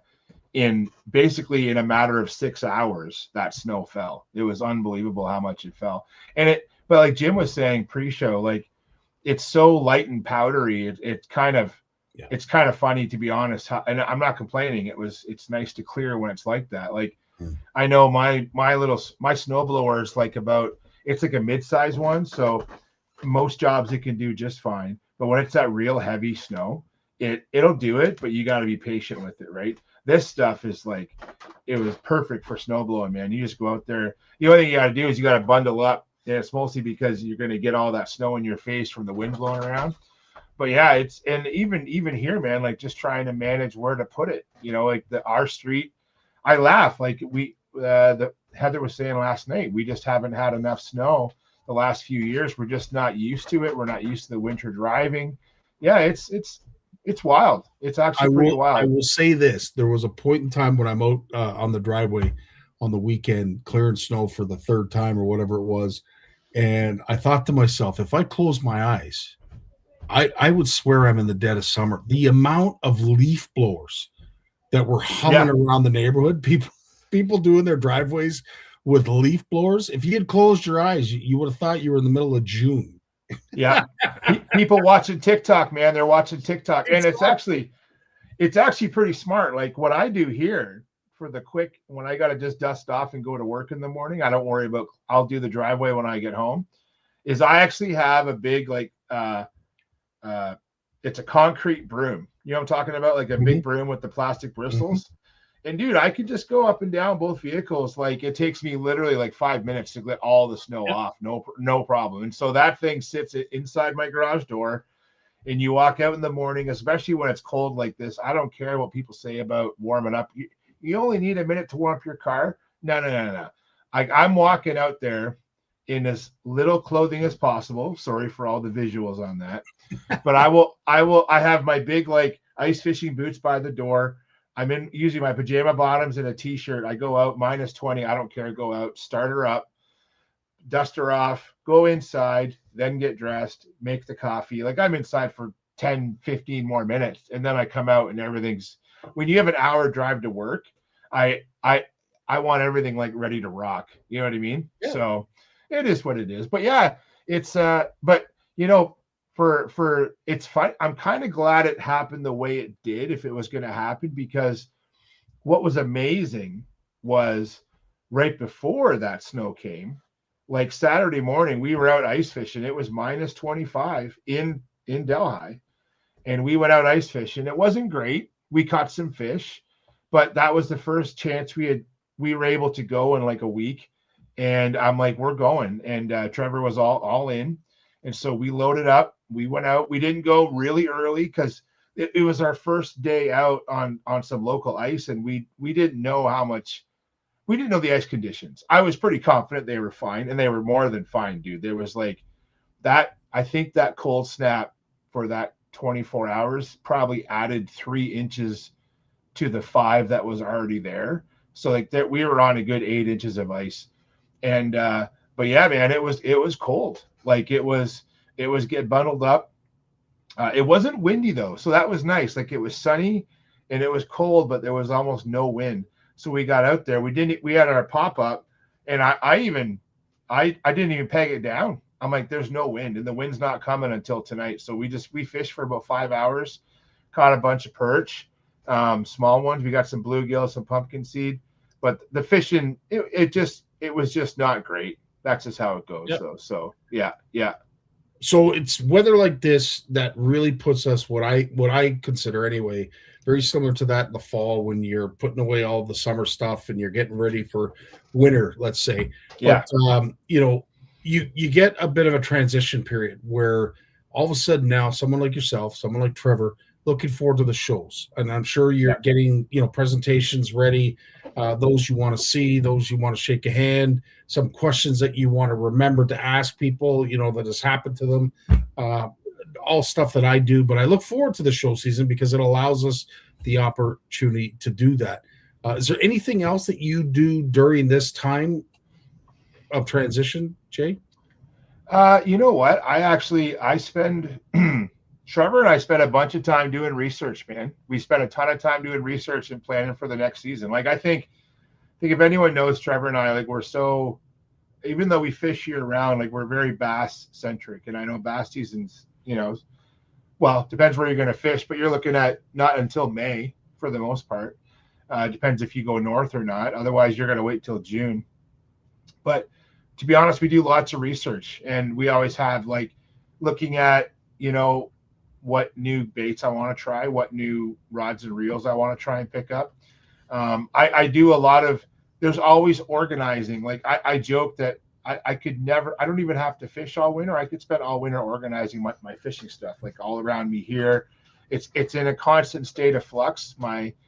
It's, that's what we do a lot this time of year. So, and, I guess it's now so much though that I don't go to shows as much for, like, I used to go for the seminars, and I still go for some seminars. Like, there's some speakers I love to hear talk. I love to hear their insight, but there's so much content online now that I get so much of my content from YouTube and other sources that I don't really have to go to the shows to get that fix anymore. Like, now I do like to go to the shows, but for other reasons. Like, I like to go see the new baits and check out and talk to some of the guys who might have used it, if I haven't used it yet, to get their insight on that. But honestly, like, that's what the shows are all about for me now. And I'll give the dealers and the companies a lot of credit. They're pretty good at, stuff that came out at ICAST, like, last year. Well, a lot of guys, actually, I shouldn't even say ICAST. Heck, a lot of brands like Berkeley, Fenwick, and even others outside of the pure fishing umbrella, they're releasing through the year now. Mm-hmm. You're not even seeing all the releases at ICAST. They're spreading it out through the year. But what's happening now is, and what's cool about that, a lot of anglers should know this now, is because those releases are happening periodically through the year, there's more lead time to get those new products to us for our next season. Because sometimes, even come the spring fishing show, Toronto Sportsman Show, the new stuff isn't ready yet from last summer. But now a lot of the companies understand the lead time you need a year from release date to in your tackle box for a lot of new stuff.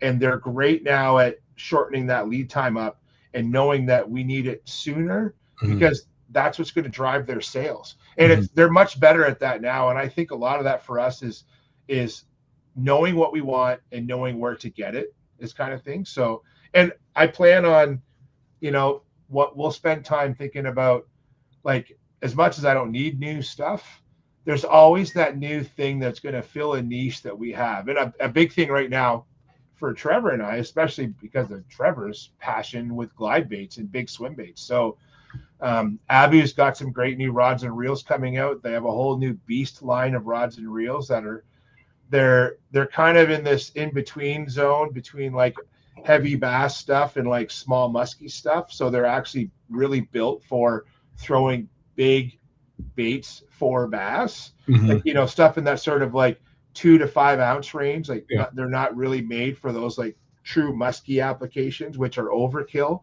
But a lot of the traditional bass rods are too small. So it's a bit of a niche market, but improving on those rods, those reels, and then they have some great new baits coming out. So that's the kind of stuff that we're looking forward to, and we're looking forward to checking out. But at the same time, dude, I just want to spend some time, filling that void. I need to catch fish. I need to get outside. I've said this before on the show, I really think that I'm one of those anglers that really gets that seasonal depression stuff. I need to be outside fishing.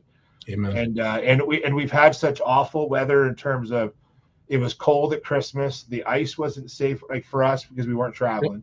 Ice wasn't safe around here. Steelheading is kind of just really didn't kick off in the fall that we wanted it to. And then the past 3 weeks, we had that January thaw where things just got delayed. And then I remember sitting in the ice hut, there we are, dude, -20 Saturday morning. We're in the ice hut catching perch. I looked at Trevor and go, you can take a breath now, man. Like, we have 8 inches of ice where we are. Look at the long range forecast. We're going to have ice for a month. So take a breath, get some fishing in, and enjoy the rest of ice fishing. And, you and I have talked, and Jim, like, yeah, some guys are really pushing it with getting on the ice early. I think we can all take a collective breath now that ice fishing is here. We're ready to go. Now, the deep snow is going to play some havoc on some of the bigger lakes, especially. You're going to get guys, especially if you're running machines, you're going to have a lot of slush issues and things like that. So ice fishing's very dynamic, man. Like, it's so many moving parts. And Trevor and I were talking about this on the weekend, and I want to let people know this. Like, to really enjoy ice fishing, it's very involved. Like, you have so many things to organize, because you need to be, if you want to really enjoy it, you need shelter, you need heat. And so you have to lug these things with you. So if you have a machine, great, or you need a Smitty sled or something like that, it's not just grabbing a rod and a tackle bag and going down to the creek. There's so much more to it, and it takes a little more effort, but that effort makes it so much more enjoyable, right? So 100%. Yeah. We had a question earlier on before your segment from Andrew Crow, I believe it was out in Saskatchewan, talking about burbot. Not one myself that has really targeted these fish, but I do remember having some success with a buckshot and a minnow head. So that is definitely something. I'm not 100% sure if Saskatchewan you are able to use any kind of live bait or frozen or dead bait, salted bait, whatever you. Yep. I do remember that working very well. Jay, I'm sure you have a couple other options as well. Yeah, like, I think some of the best baits out there is basically a dead bait, right? Whether it be like a whole bait or a minnow head, and something glow and big, because you're going down deep. So like a buckshot spoon. I've even seen, I can't remember the name of it now, but if you go online and you look up on YouTube, burbot jigging glow spoons, I think it's called the Bomb or something. Like, it's actually like a 1 ounce or 3/4 ounce bright white. Basically, it's a hunk of lead painted with glow paint on a treble hook. And I know that's what a lot of anglers have had great success with. Glow tubes, you see those used for lake trout. They work great for burbot as well. But don't be afraid to reach out to some of the, I know if you're out west, like the Mattamy brothers are always putting out great burbot information, and reach out to them directly. They will help you catch burbot. I know that. Like, I'm not going to pretend to be a burbot guy, because where I live, burbot just don't occur. There's no burbot around here at all. I have to drive a few hours to find even any burbot. I have to drive a few hours. But the Mattamy brothers out west, they do a lot of great, and just check, go on some of the Just Fishing past issues that Jim's put out, and you can search on that website for burbot articles, and there's some great ones in there. And most of the burbot articles in Just Fishing are ice fishing burbot articles. So yeah, check that out. Very, very cool. George is also wanting you to remind Trevor that there are Clash 9s at Tackle Bros. Oh God, George, you are a wealth of information, but nothing gets by this guy, I'll tell you. Holy shit. I think that Trevor chose to go to Trent because it's in Peterborough, which is right down the road from Tackle Bros, right? So, yeah. Wow.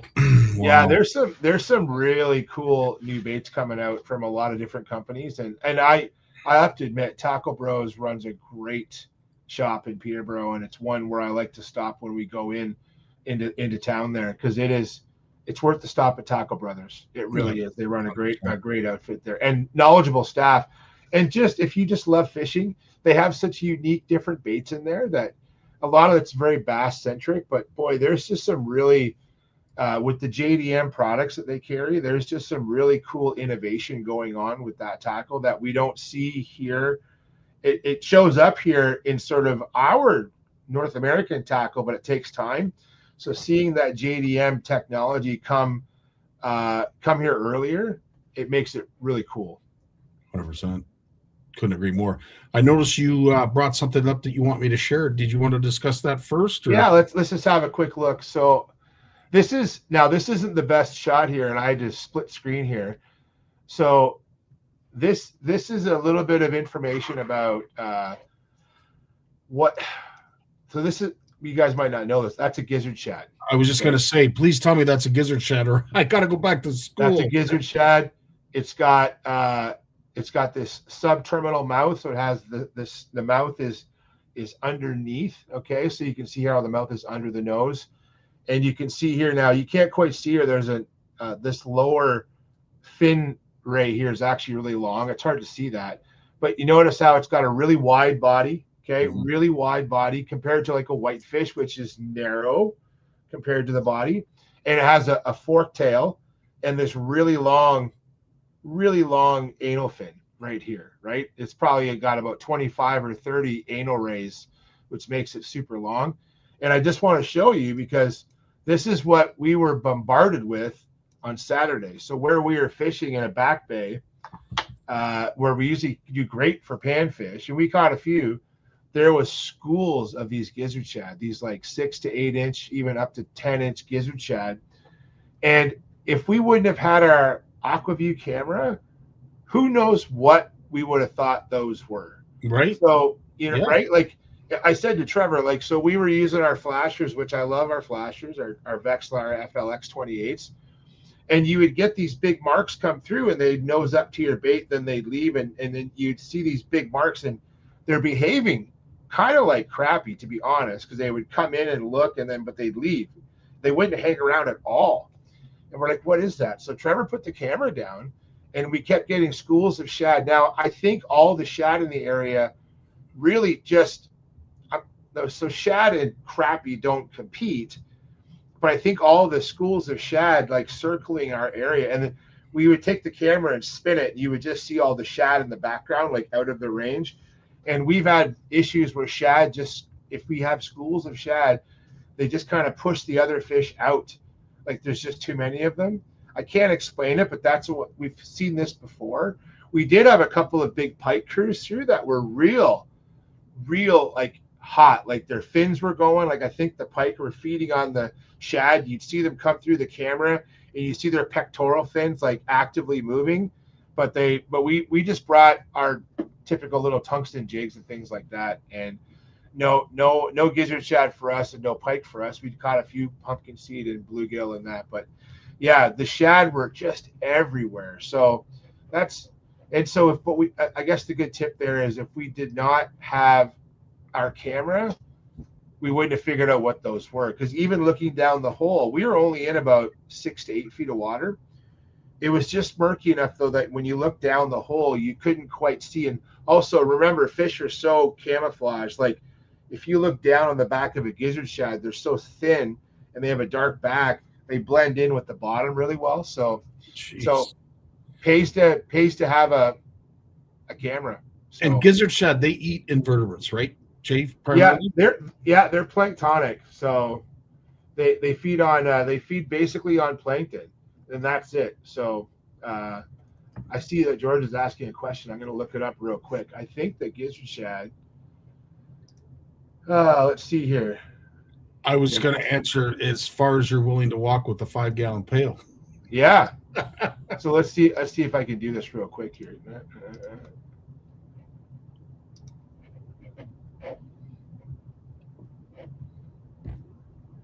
There you go. So this is a very approximate distribution here, but what you got here is you basically have, now the way these dots are set up is, this is called the Freshwater Fish Database for Ontario. It's a free website, and the dots are known locations of gizzard shad. So there's records as far as up to Sault Ste. Marie. Wow. Perry Sound, so Georgian Bay, but really concentrated like here in the basically Lake Erie is full of gizzard shad. Lake St. Clair is a lot of gizzard shad. Yep. This gray outlined area is meant to show where they might range to, so up the different rivers.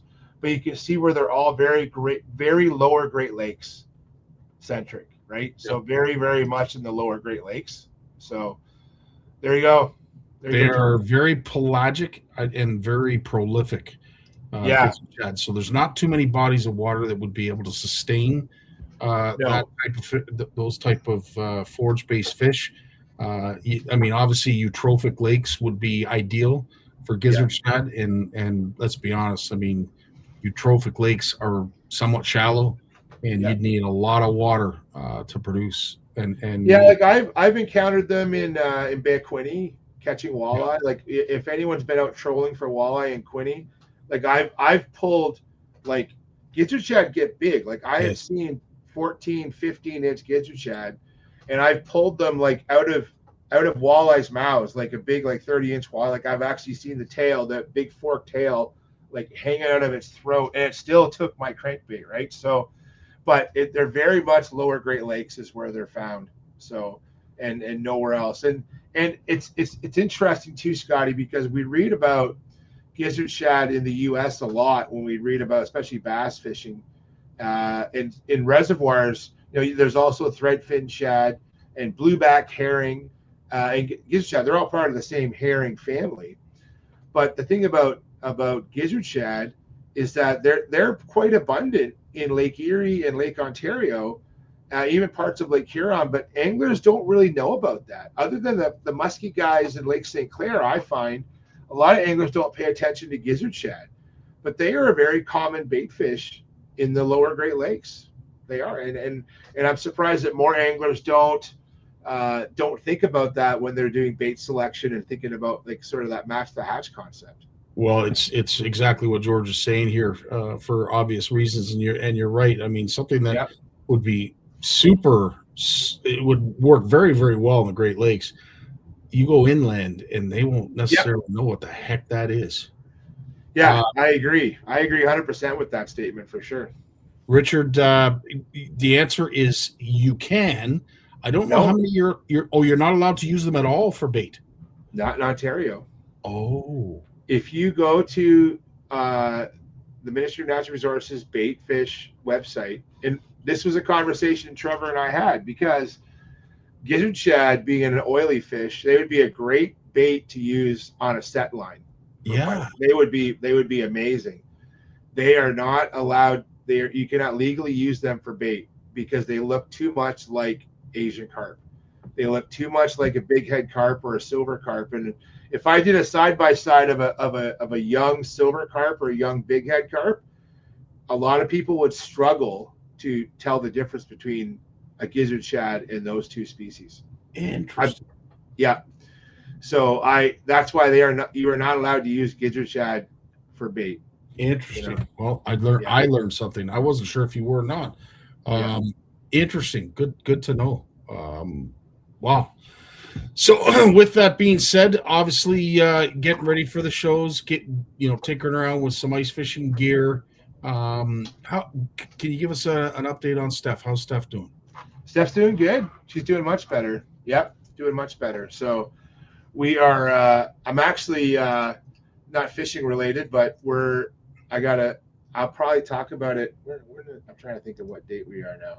Probably next Monday. I'm going to talk about it because I'm keeping it a bit of a surprise.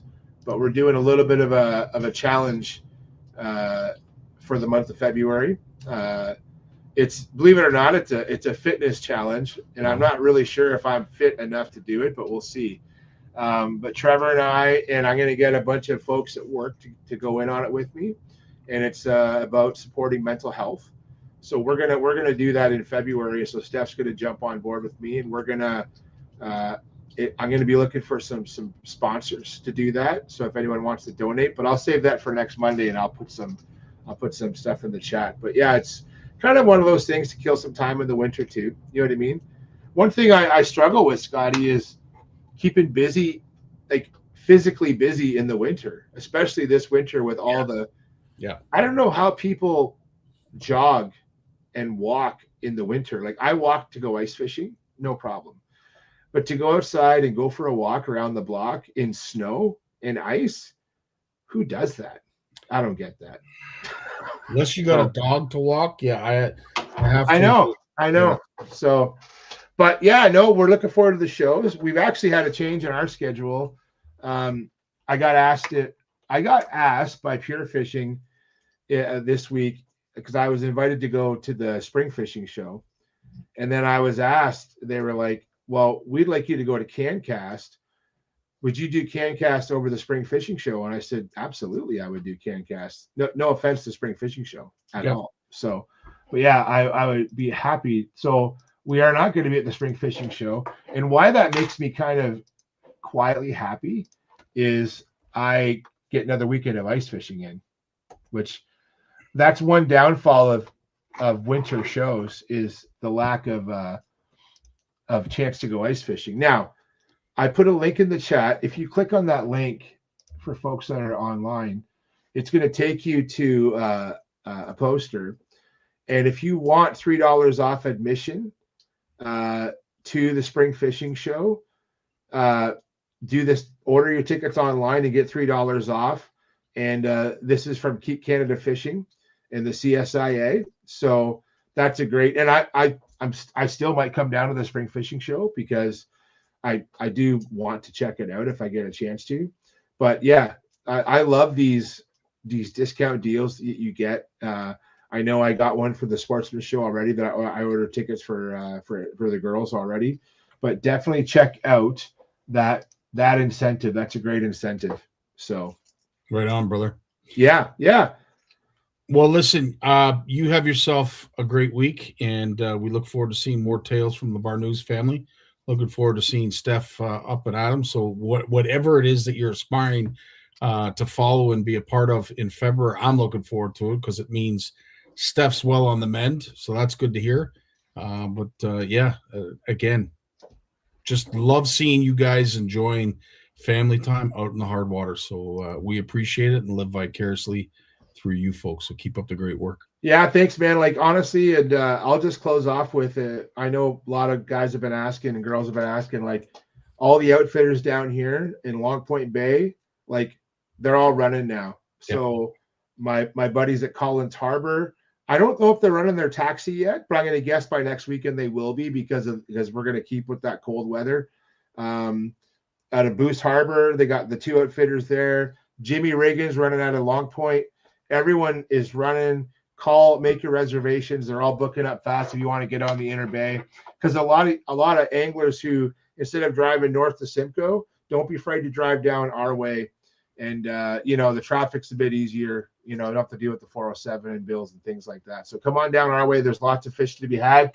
And let's just hope that snow doesn't impede on the ice too much. It's not going to weaken it, but it's going to maybe impact for a few days until it hardens up again. But yeah, ice fishing's here to stay, man. So we'll be out on the hard water this weekend, and we'll let you know next Monday how we did. Right on. Sounds good, Jay. All right. All the best, my friends. Stay safe. Thanks, Scotty. We'll see you guys. Right on. Thanks for doing this. Well, as always, it's amazing to see how fast our time flies. The power, it's gone. Like the hour and a half or 2 hours that we do this, gone in the blink of an eye. Thanks so much for joining us. Thanks for having all your input and all your great questions and just being a part of the show. We love that kind of interaction, and really we thrive off it because at the end of the day, it's your questions that we want to answer. It's your concerns or any queries that you may have that we are interested in answering because at the end of the day, it's all about education. So if you are on board and want to participate, just ask a question. It's really that simple. In the meantime, if you have caught a fish, a new fish, your first fish of 2026, we'd love to see it in the comments. We will be posting again this week. So if you haven't already qualified with your entry, please do so this week, because if we go an entire week without seeing one posted entry, we're going to do our giveaway. In the meantime, you have yourselves a great week. Love you all. Stay safe. Stay out of trouble. More importantly, have fun. Dave, it's time to take us away. Take care. All the best. Well, as much as I hate to admit it, I guess we've run out of time. If I've enjoyed it, but I'm going to do something I haven't done since season 1. Turn out the lights, the party's over. They say that all good things must end.